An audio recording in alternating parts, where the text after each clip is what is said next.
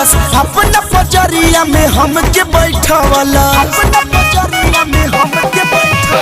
लगा बबुआ के रे हॉर्न बजावलस अपना पजरिया में सखीरी बैठावला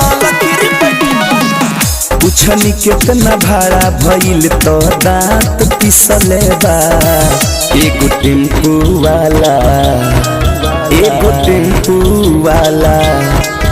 एगो टेम्पू वाला भाड़ा में चुम्मा लिहले बा सखी टेम्पू वाला भाड़ा में चुम्मा लिहले बा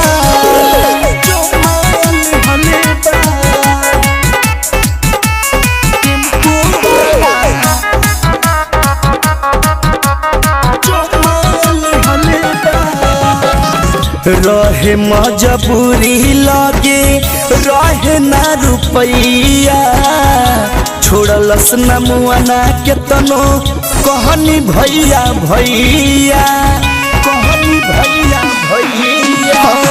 रहे मजबूरी लगे रहे ना रुपैया छोड़लस न मुआना के तनो कहनी भैया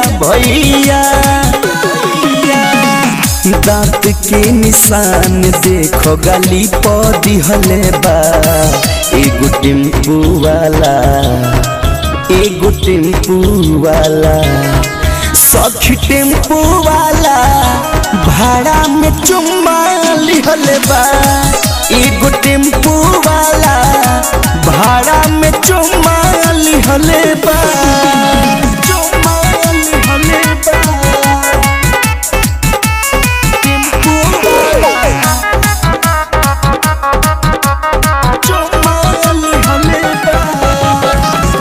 हमारा के कहे लागल सुना जान हो तोहरे में बसे लाई हमारो परान हो हमारा के कहे लागल सुना जान हो तोहरे में बसे लाई हमारो परान हो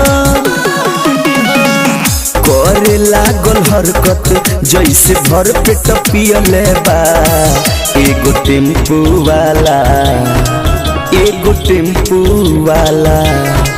सखी टेम्पू वाला